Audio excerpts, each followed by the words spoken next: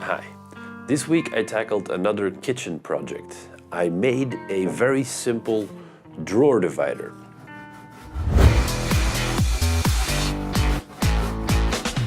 All the edges of this divider is made from a very simple 55mm wide piece of pine. The whole thing was about 3 meters long in the beginning, and it cost me €5 at the DIY store, I guess. And the bottom is essentially a scrap piece of plywood I had lying around. And now simply to protect it, we're gonna cover it with a layer of polyurethane varnish. Because I think it's a very simple project that a lot of people can tackle.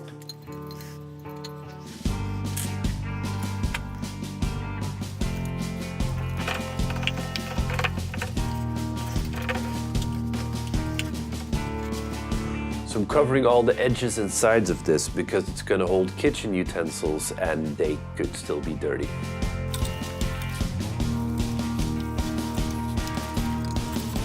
One eternity later.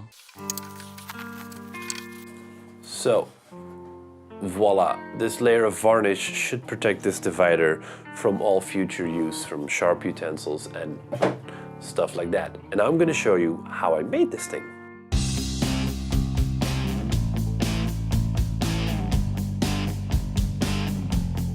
I started by measuring the insides of the drawer, both the length and the width.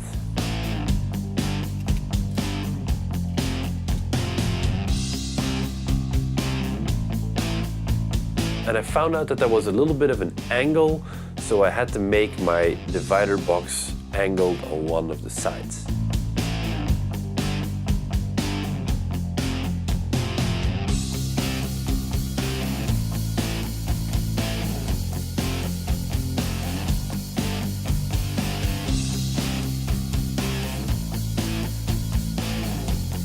In the past, I had bought one of these drawer dividers from IKEA, thinking one size fits all. But turns out IKEA doesn't play nice. They make their drawer dividers 3 centimeters bigger than apparently most other kitchens you can buy. So I had to chop that one off, and as you can see, it doesn't look very good. So I decided for the other drawer, I was gonna make my own.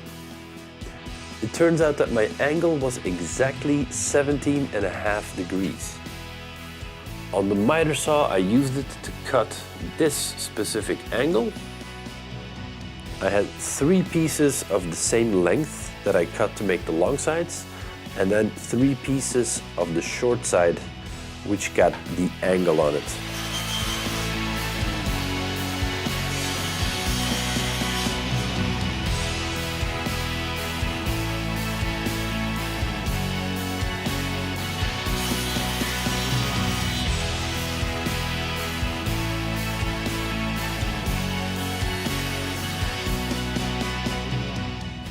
So all of these pieces on the miter saw got an angle of 17.5 degrees. And then I transferred that angle to my table saw to make the long runs that make up this part. So even if it's angled, it still sits flat with the top everywhere around.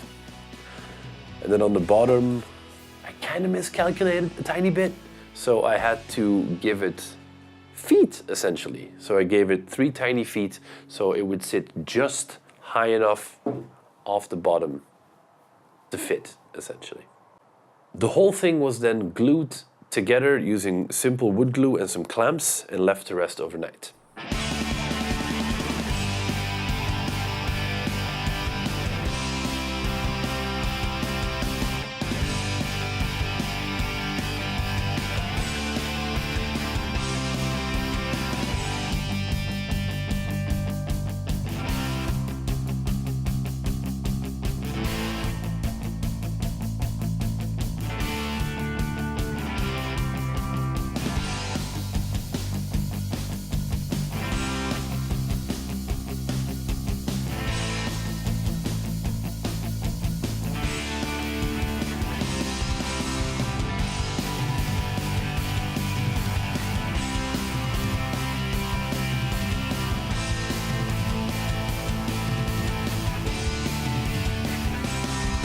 second day, I cut the plywood piece to fit on the bottom and also glued this into place.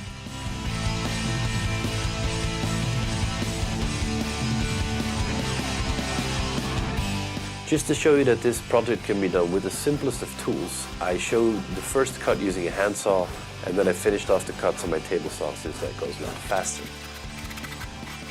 Essentially, you can do this entire project with a handsaw, some glue, and a clamp or two. You can even skip the clamps and just push things together with books and whatnot.